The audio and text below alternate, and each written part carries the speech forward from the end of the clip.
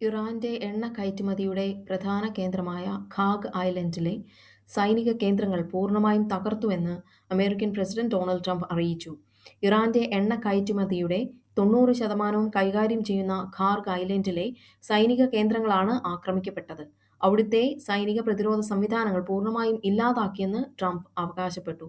എന്നാൽ എണ്ണ ശുദ്ധീകരണശാലകളെയോ മറ്റ് സിവിലിയൻ സംവിധാനങ്ങളെയോ ലക്ഷ്യം വെച്ചിട്ടില്ലെന്നും അദ്ദേഹം കൂട്ടിച്ചേർത്തു. സൗദി അറേബ്യയിലെ സൈനിക താവളത്തിന് നേരെ ഇറാൻ നടത്തിയ മിസൈൽ ഡ്രോൺ ആക്രമണത്തിൽ അമേരിക്കയുടെ KC-135 റീഫ്യൂവലിംഗ് വിമാനങ്ങൾക്ക് നാശനഷ്ടങ്ങൾ സംഭവിച്ചതായി റിപ്പോർട്ടുകൾ സൂചിപ്പിക്കുന്നു. സൗദി അറേബ്യയിലെ പ്രിൻസ് സുൽത്താൻ എയർബേസ് ആണ് ആക്രമിക്കപ്പെട്ടത്. ഇവിടെയാണ് അമേരിക്കൻ വ്യോമസേനയുടെ പ്രധാന വിമാനങ്ങൾ നിലയുറപ്പിച്ചിരിക്കുന്നത്. യുദ്ധവിമാനങ്ങൾക്ക് ആകാശത്ത് വെച്ച് ഇന്ധനം നിറയ്ക്കാൻ സഹായിക്കുന്ന KC-135 ടാങ്കർ വിമാനങ്ങൾക്കും ഈ താവളത്തിലെ മറ്റ് അടിസ്ഥാന സൗകര്യങ്ങൾക്കും കേടുപാടുകൾ സംഭവിച്ചു. ഇറാൻ തൊടുത്തുവിട്ട 50-ലധികം ഡ്രോണുകളും മിസൈലുകളുമാണ് സൗദിയിലെ വിവിധ കേന്ദ്രങ്ങളിൽ ആക്രമണം നടത്തിയത്. ഇതിൽ ഭൂരിഭാഗവും സൗദി അറേബ്യ ഇട്ടെങ്കിലും ചിലത് ലക്ഷ്യസ്ഥാനങ്ങളിൽ പതിച്ചു. യുണൈറ്റഡ് അറബ് എമിറേറ്റ്സിലെ അതീവ തന്ത്രപ്രധാനമായ ഫുജൈറ ഓയിൽ ഇൻഡസ്ട്രി സോണിന് നേരെ ഇന്ന് ഇറാന്റെ പുതിയ ഡ്രോൺ ആക്രമണമുണ്ടായി. ഈ ആക്രമണത്തെ തുടർന്ന് ഫുജൈറയിലെ എണ്ണ കയറ്റുമതി പ്രവർത്തനങ്ങൾ ഭാഗികമായി നിർത്തിവച്ചിരിക്കുകയാണ്. ലോകത്തിലെ തന്നെ പ്രധാനപ്പെട്ട ഇന്ധന വിതരണ കേന്ദ്രങ്ങളിൽ ഒന്നാണിത്. ഹോർമൂസ് കടലിടുക്കിന് പുറത്തുള്ള പ്രധാന എണ്ണ കയറ്റുമതി കേന്ദ്രമാണ് ഫുജൈറ. ഹോർമൂസ് കടലിടുക്കിലെ ഉപരോധം മറികടക്കാൻ ആശ്രയിച്ചിരുന്ന പ്രധാന കേന്ദ്രമായ ഫുജൈറ ആക്രമിക്കപ്പെട്ടത് നിക്ഷേപകർക്കിടയിൽ വലിയ ആശങ്ക ഉണ്ടാക്കിയിരിക്കുന്നു. നയതന്ത്ര ചർച്ചകളോ സംഘർഷം ലഘൂകരിക്കാനുള്ള നീക്കങ്ങളോ തുടങ്ങണമെങ്കിൽ അയൽ രാജ്യങ്ങൾക്കെതിരെയുള്ള എല്ലാ സൈനിക ആക്രമണങ്ങളും ഇറാൻ ഉടൻ നിർത്തണമെന്ന് UAE ആവശ്യപ്പെട്ടു. ഇത് ചർച്ചയ്ക്കുള്ള വിട്ടുവീഴ്ചയില്ലാത്ത നിബന്ധനയാണെന്നും UAE വ്യക്തമാക്കി.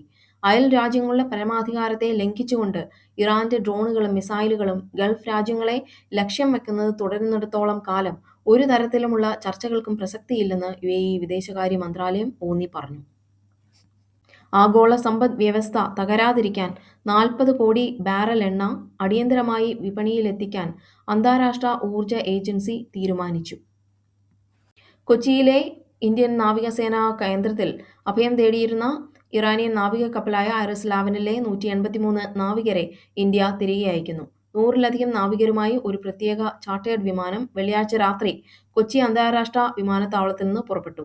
ഇവർ അർമേനിയ വഴി റോഡ് മാർഗം ഇറാനിലേക്ക് മടങ്ങും. മാർച്ച് 4-ന് ശ്രീലങ്കയ്ക്ക് സമീപം തകർന്ന ഇറാനിയൻ യുദ്ധക്കപ്പലായ ഐറിസ് ദേനയിലെ കൊല്ലപ്പെട്ട നാവികരുടെ മൃതദേഹങ്ങളും ഈ വിമാനത്തിൽ കൊണ്ടുപോയിട്ടുണ്ട്. സാമ്പത്തിക തകരാറുകളെ തുടർന്നാണ് ഐറിസ് ലാവൻ കൊച്ചിയിൽ അടിയന്തരമായി അടുപ്പിച്ചത്. മാനുഷിക പരിഗണന നൽകിയാണ് ഇന്ത്യ അവർക്ക് അഭയം നൽകിയത്. കപ്പലിന്റെ അറ്റകുറ്റപ്പണികൾക്കായി കുറച്ച് നാവികർ ഇപ്പോഴും കൊച്ചിയിൽ തുടരുന്നുണ്ട്. ഹോർമുസ് കടലിടുക്കിലൂടെ പോകുന്ന വാണിജ്യ കപ്പലുകൾക്ക് സംരക്ഷണം നൽകാൻ അമേരിക്കൻ നാവികസേന ഉടൻ തന്നെ അകമ്പടി സേവിക്കുമെന്ന് പ്രസിഡന്റ് ഡൊണാൾഡ് ട്രംപ് പ്രഖ്യാപിച്ചു. ഇതിനായുള്ള പ്രവർത്തനങ്ങൾ വളരെ വേഗം ആരംഭിക്കുമെന്ന് ട്രംപ് പറഞ്ഞെങ്കിലും കൃത്യമായ ഒരു തീയതി വെളിപ്പെടുത്തിയിട്ടില്ല. നിലവിൽ മേഖലയിൽ ഇറാന്റെ മിസൈൽ ആക്രമണ സാധ്യതകൾ ഉള്ളതിനാൽ അത് കുറച്ചതിന് ശേഷം മാത്രമേ പൂർണ്ണതോതിലുള്ള സുരക്ഷാ അകമ്പടി സാധ്യമാകൂ എന്ന് സൈനിക വക്താക്കൾ അറിയിച്ചു.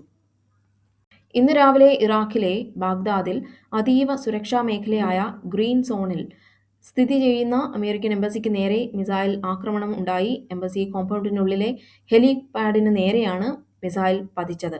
ഇറാഖിലെ ഇറാൻ അനുകൂല സായുധ ഗ്രൂപ്പായ കത്തായിബ് ഹിസ്ബുള്ളയിലെ ഒരു പ്രധാന നേതാവിനെ കഴിഞ്ഞ ദിവസം അമേരിക്ക വധിച്ചിരുന്നു. ഇതിനുള്ള തിരിച്ചടിയായാണ് ഈ ആക്രമണം കരുതപ്പെടുന്നത്.